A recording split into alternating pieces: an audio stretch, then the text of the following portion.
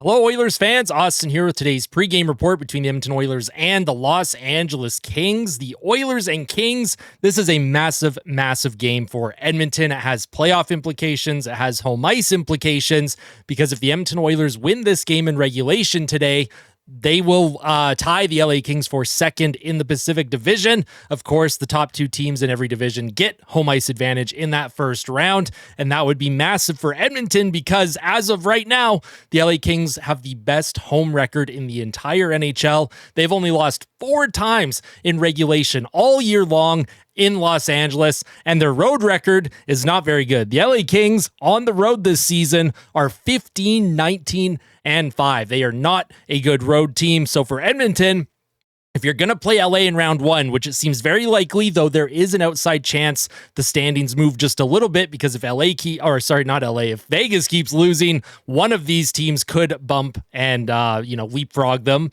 But Vegas, I'm assuming, is going to win the division, even with their last couple of losses. For Edmonton, they just have to take care of business today, and they're going to be shorthanded once again. Leon Draisaitl injured in last night's game against the San Jose Sharks. Chris Knobloch says it is a new injury. It is not related to what he was dealing with earlier this season, where he missed a few games. So for Leon Draisaitl, he's going to be resting up.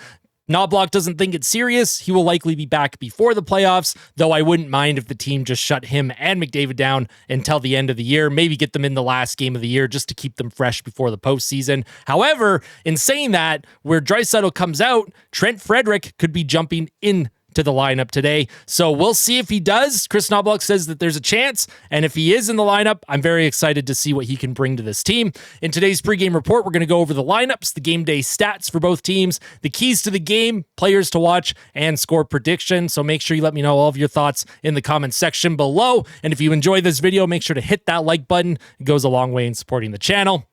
With that out of the way, long intro, I do apologize. Let's move into the projected lineups here. Now, this was at practice yesterday. Podkolzin was with Nugent Hopkins and Victor Arvidsson. Of course, Nugent Hopkins taking the spot where Leon Draisaitl would normally be on that top line. And these three have played well together already when Draisaitl was out earlier this season. Nugent Hopkins has been able to produce without the big guns in the lineup, and hopefully he can continue that tonight because this is a very tough task for this group.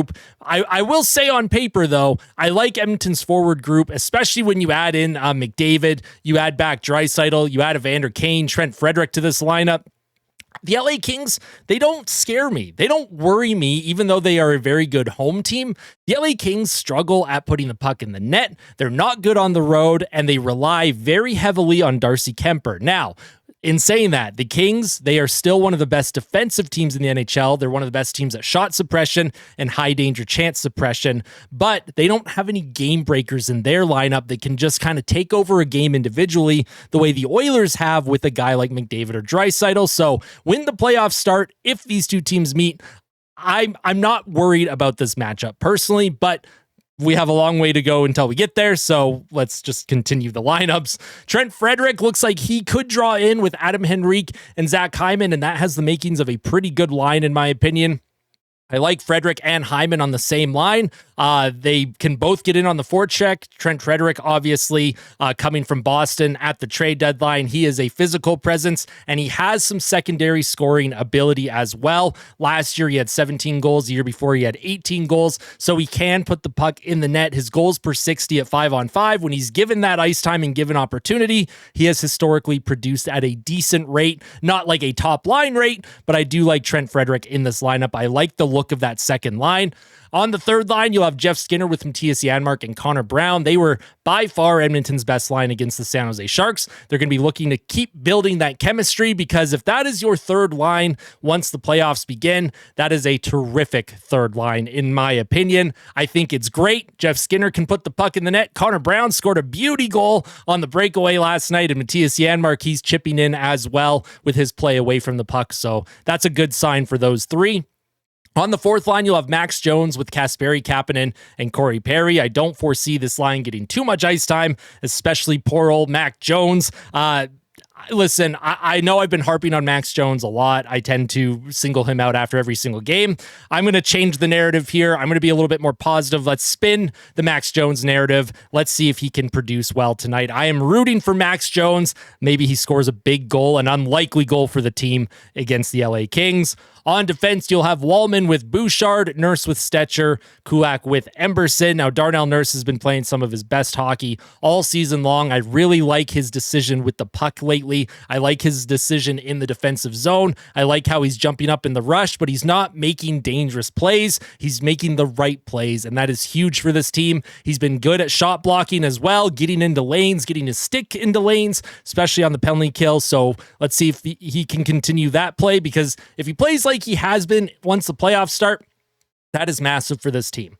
In goal, you'll have Calvin Pickard. He will get the start against the LA Kings. This is a big test for Calvin Pickard. He played very well against Vegas. He played very well against the San Jose Sharks. And now you got to play very well against the LA Kings. And for Calvin Pickard, 3 starts in a row. I don't remember the last time he's ever had 3 starts in a row, or maybe 4 starts in a row now. But either way, this is not something that Calvin Pickard is used to in his career, even earlier in his career. So for Calvin Pickard, can he handle this? Can he handle the starter workload? Can he handle the pressure that comes with that? And can he maintain his pace and sustain his play before the postseason? Because the team is clearly looking at him to maybe be the starter for game 1 of the playoffs. So I'm rooting for Calvin Pickard. Let's see what he can do tonight.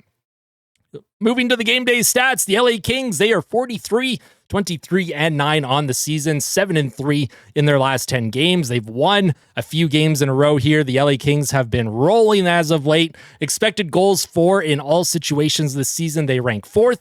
Their power play is not very good. In fact, it's actually kind of abysmal, 28th in the NHL. Their penalty kill, though, very solid. It ranks 7th in the league. Goals per game ranks 18th. And this is what I was saying earlier. The LA Kings do not have a major offensive superstar on their team. And most teams that go on deep cup runs have at least 1, maybe 2 superstars that they can rely on. The LA Kings, they do things by committee. They have real good depth. And I don't want to disrespect the Kings or anything like that. But if, these two teams played in a head-to-head matchup, the fact LA cannot just put the puck in the net at will, and the fact that they don't generate a lot of goals on cross-ice passes, something that the Oilers' goaltending is very weak at defending and giving up.